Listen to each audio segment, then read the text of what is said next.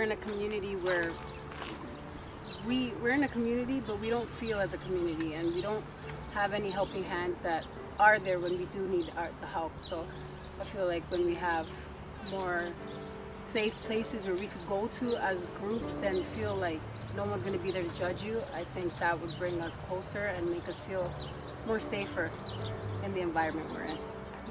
And as a tenant representative for the community and a mental health instructor, so many of the people in the community have my phone number, and I receive so many calls from our youth, from our women, from our men who are going through mental health crisis, and they just need that person to talk to, who are experiencing suicidal ideations. And I think that's something we really need in our community too, is like more call centers, more places where the people who are on the other end of the phone, or the people who are talking to these people face to face who are experiencing a crisis, are representative of the community, and that the people can actually relate to them. Me and my sister are also part of Wise Women Toronto.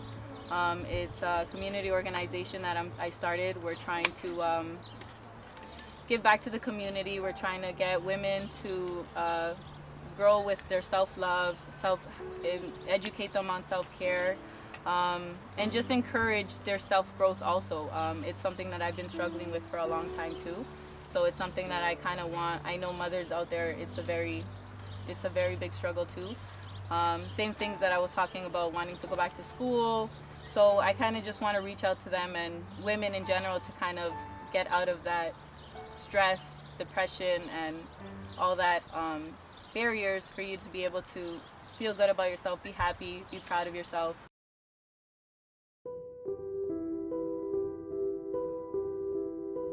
Our communities are in need of more affordable housing. As you can see behind me, many of our residents were displaced from their homes where they lived in for most of their lives and sent to communities where they've never lived before, never heard of before, or have any experience with. Somebody needs to be held accountable for the maintenance of our building structures, both inside and out. The buildings were deteriorated to this point where the residents had to be ripped away from their communities, where they grew up for their entire life, where they've raised their children, where they went to school, and where they've built their families. It's also important that the rent is capped. And this is my personal opinion, and it has nothing to do with Toronto community housing. It's very hard when families have to make the decision of, should I pay rent, or should I buy groceries, or should I not work and stay home? Because if I take this job, my rent is going to go up and I won't be able to afford it. Since this has happened to the community, the next half of the community that has not been relocated is going through the same process in a year or two, which kind of scares us a lot because none of us know where we're going to end up. Kids who have just started high school and won't know where they're going to be to finish high school, to people who just actually, and that's a sad thing too, there's people who actually just moved to Fort.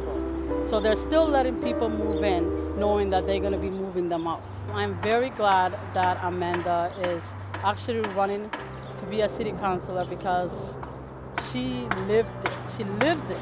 She knows us. She knows what we're going through. She knows the day-to-day lives of the residents of TCHC. Education is a top priority in our communities. Without adequate education, many of our students and youth will continue to face barriers. One of the issues that we face in our community is the proper maintenance of many of our buildings, both the exterior and interior of our buildings. Our schools are in a backlog of repair and of maintenance issues. We also need to ensure that there is adequate mental health support for many of our children and youth in our schools as well, and that post-secondary education is accessible for everybody who resides in our community. Hello, my name is Anna Kay, and I'm a resident of the Jane and Finch community, and I've been within this community for the last 10 years. I'm also a co-chair on the Education Action Group in Jane and Finch, and my main purpose for joining that group was to bring awareness to many of the issues that our students are facing within our school system, and how as a parent I can help advocate for with some of those issues.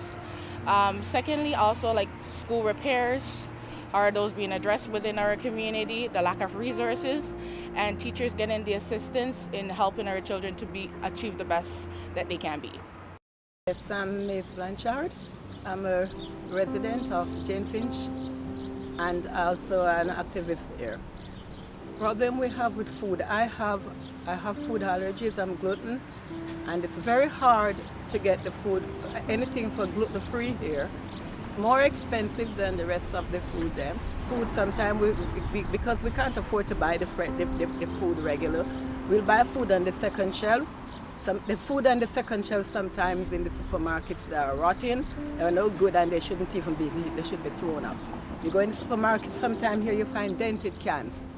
And just because people are poor in this community and can't afford it, some people will buy it. And I don't think that's right.